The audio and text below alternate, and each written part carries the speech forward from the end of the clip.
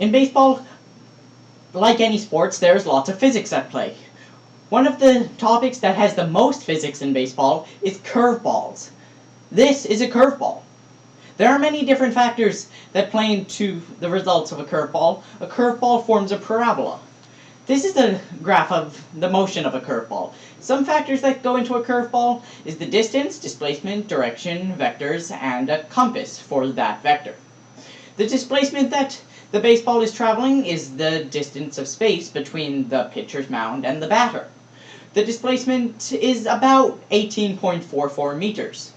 The distance is the distance that the baseball actually travels. This is again about 18.44 meters because in a curveball, a baseball does not travel that much further than its displacement. The direction that the ball travels is east at a velocity of 44.08 meters per second. The average MLB player throws a ball at that said speed of 44.77 meters per second. The velocity is again that 44.77 meters per second, east. The weight of the ball is 149 newtons and its mass is 0.014 kilograms. You use a free body diagram to find the amount of force that the pitcher uses to throw the ball.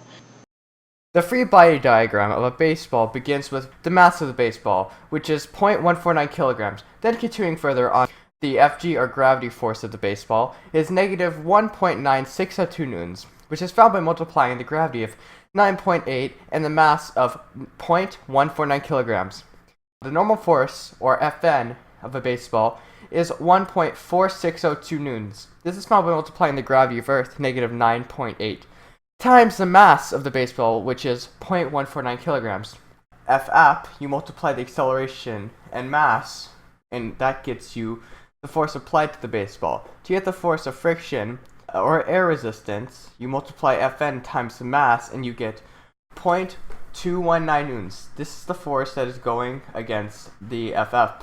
The laws that apply to this is the first law, the law of inertia, and the third law, that every action has an equal and opposite reaction.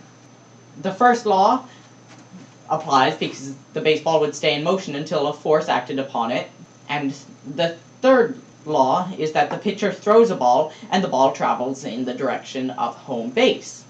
The motion that the baseball travels is a parabola, and the way we find the location of the baseball is through projectile motion. Projectile motion is the form of motion where an object that is thrown near the surface of Earth travels along a curve, downward because of gravity.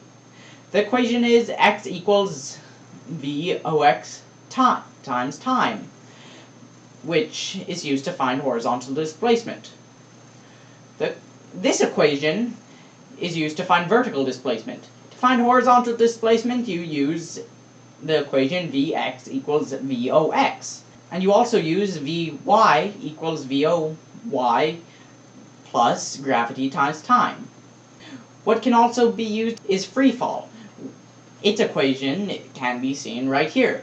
The free fall equation would be used if the ball was being dropped and not thrown, like this. This is what the variable for projectile motion means. Vox is initial horizontal velocity in meters per second.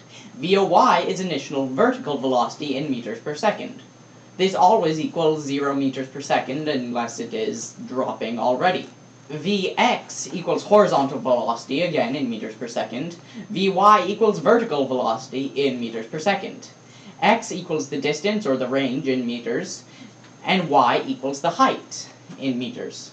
T is time in seconds, and g is gravity, and the acceleration due to gravity is 9.8 meters per second squared. Again, we cannot forget the squared. Right. What is the distance a baseball travels if it travels at a speed of 44.44 meters per second for 2 seconds?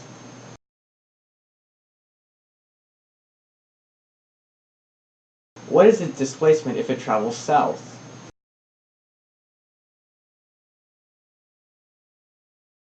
If a ball goes a distance of 14.4 meters for 3 seconds, what is the ball's speed?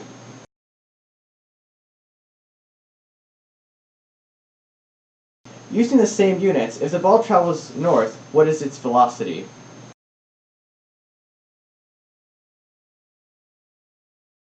If the ball had an initial speed of 4.8 meters per second and a final speed of 0 meters per second, what was the acceleration of the ball?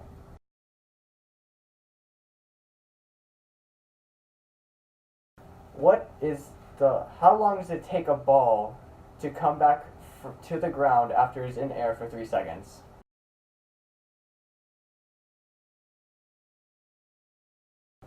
Question 4. How much force does a baseball have if it weighs 149 newtons and travels at an acceleration of 20 meters per second?